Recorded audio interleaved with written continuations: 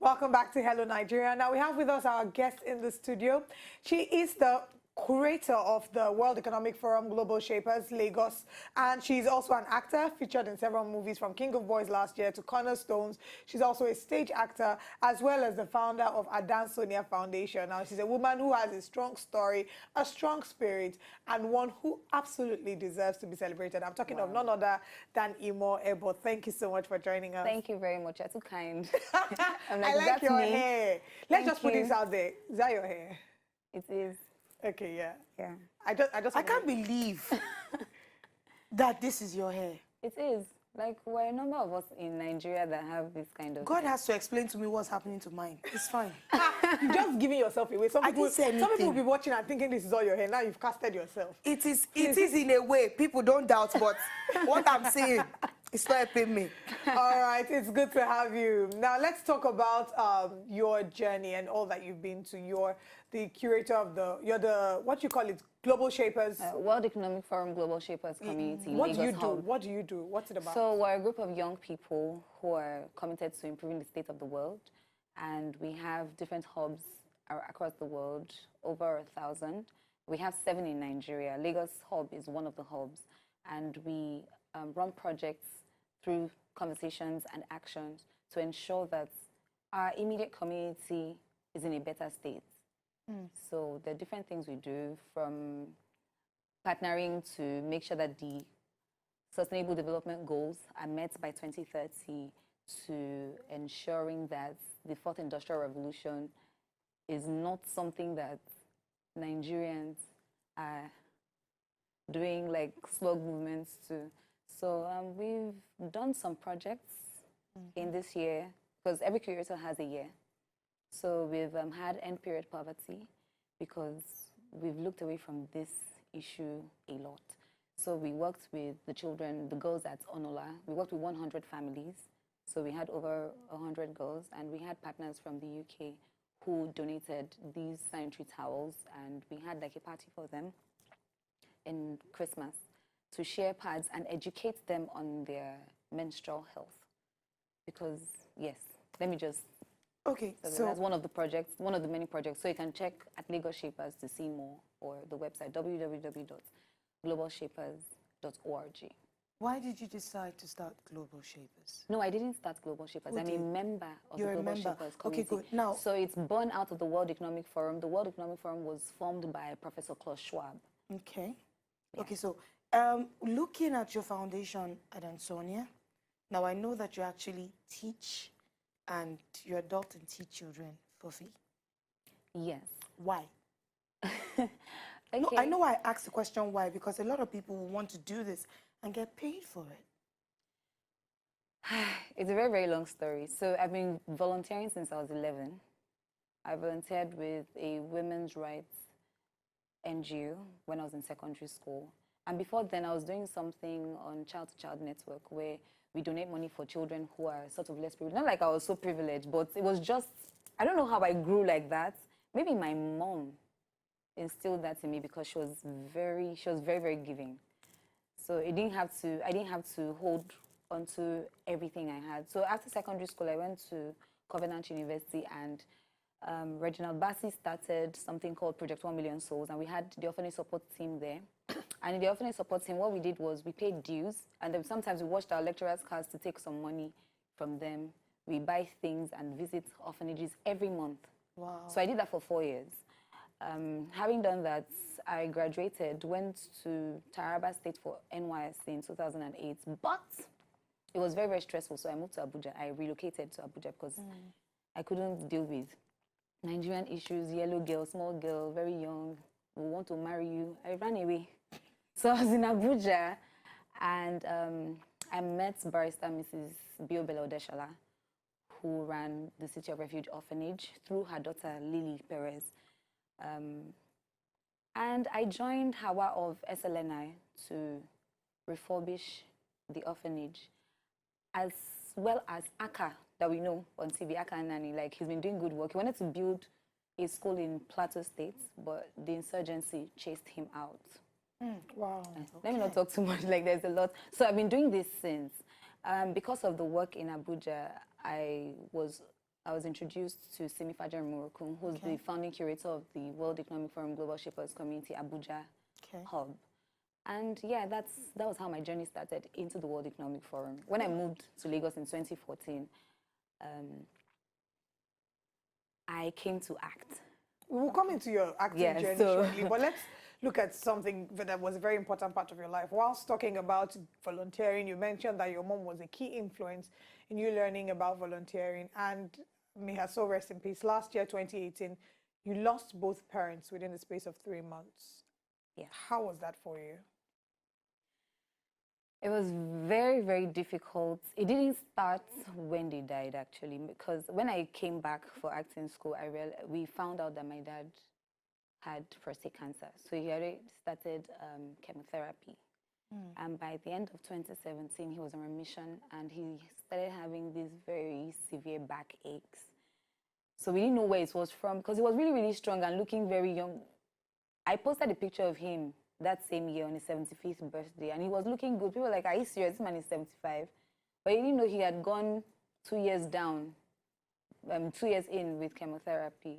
I was really happy that, oh, somebody's going to get better and would have a good story. When I see different posts, I see different slogans where they say hope fights cancer. I'm like, I had hope. My dad had hope. My mom had hope. Everybody had hope, but it was really, really difficult. It happened. So in December, I had that.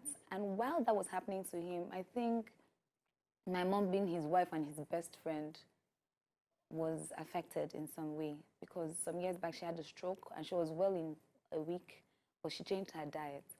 So the environment, which is something I'm very, very particular about, the way we keep our environment. Lagos was really dirty this past 3 years or something, and it sort of affected her, because I read about what killed her. She had lymphoma. So lymphoma is a form of cancer that reduces the blood, like it sort of turns you into an anemic human being. That was the experience I had with her, because in December, while my dad was having those pains, she was at the hospital frequently, and at a point she had to go through a blood transfusion. Wow. And we bought like 3 pints of blood. And I thought she was okay. We all thought she was okay. And she celebrated her 70th birthday. She was really happy, reached out to everybody, come and eat. And then January 2018, when I thought things were going to be very fabulous, because Penance had come out. It had shown at AFRIF, and then it was online. When it was online, I shared it to different communities I belong to.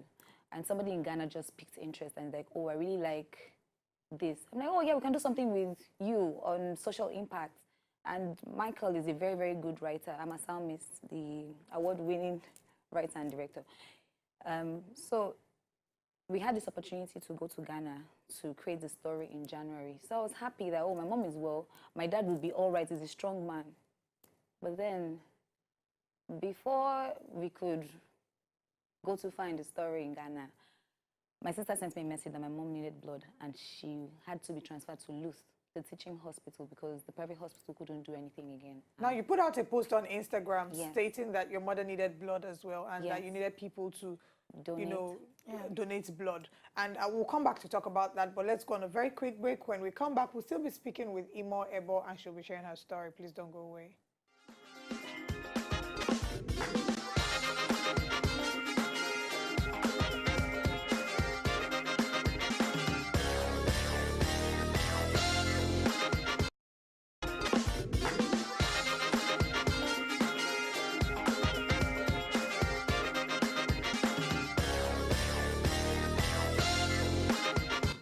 Welcome back to Hello Nigeria. Of course, we have Imoh Eboh with us in the studio, and she's been sharing with us all the amazing work she's done and how she lost both her parents in 2018 and dealing with grief. Let's look at the point where you put out the post on Instagram to say that you needed blood for your mother. From that point, what happened? How were you able to deal with all of this madness going on in your life at the same time? At this point, I had broken down totally. I'm not, I didn't think I was going to be able to work or do anything again. I'm like, this woman just has to get well. But you had a lot going for you work-wise. Yeah,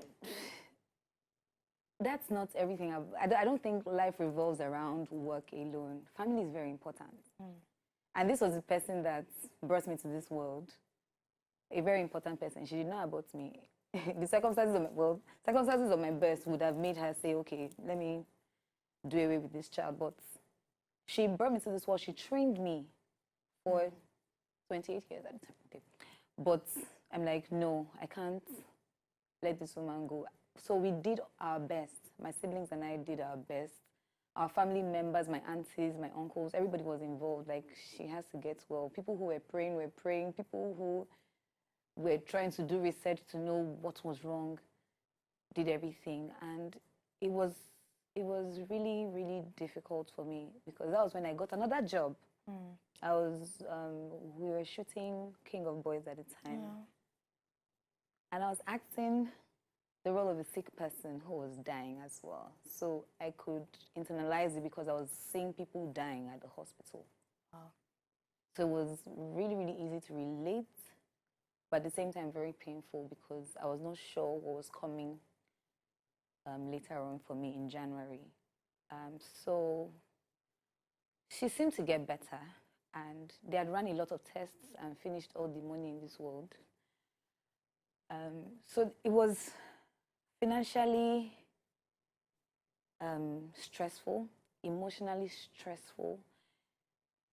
Yeah, financially stressful and emotionally stressful for the entire family. And